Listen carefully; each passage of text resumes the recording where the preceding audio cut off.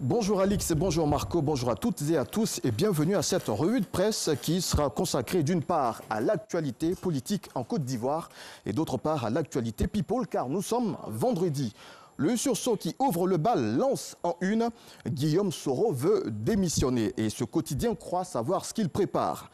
Toujours d'après ce confrère, les enseignants du primaire et du préscolaire en colère projettent une grève le 10 décembre prochain. À lire également, élection locale du 13 octobre, Ndoye Raymond crache ses vérités à Ouattara.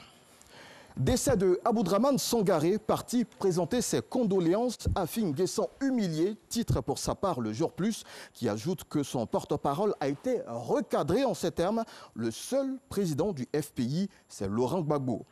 Autre sujet à découvrir dans l'apparition de ce jour, crise au Burida, Irène Vira sans détour. Les accusations infondées ont sapé 7 ans de travail de repositionnement de la société.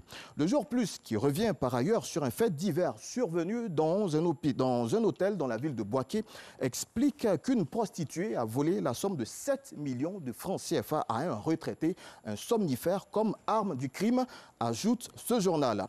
Intéressons-nous à présent à l'actualité des stars d'ici et d'ailleurs. L'Infodrome, site ivoirien d'information, révèle que l'artiste coupé-décalé Kérosène DJ a réussi à convaincre le groupe Magic System à le rejoindre à son spectacle à venir. Information confirmée par Assalfo sur sa page Facebook. À l'international, en Angleterre, Meghan Markle, enceinte de 4 mois, pensait pouvoir n'en faire qu'à sa tête. Grave erreur au palais de Buckingham. Ses écarts et ses caprices ne passent plus.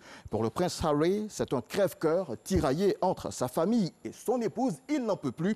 Dévoile en substance publique dans son numéro à paraître ce 16 novembre. Ce magazine français parle également de l'actualité de Angelina Jolie. De moins en moins sollicitée au cinéma, accaparée par les nombreuses causes humanitaires et forcée à dépenser des fortunes en frais de justice au sujet de son divorce, la comédienne connaît de graves problèmes financiers. La productrice américaine a donc décidé de changer de vie. Alix, Marco, c'était notre clin d'œil aux différentes rédactions d'ici et d'ailleurs. Merci de l'avoir suivi et à lundi. À lundi, Ange Patrick Merci, et Ange Olivier. Patrick. Excellent week-end à vous.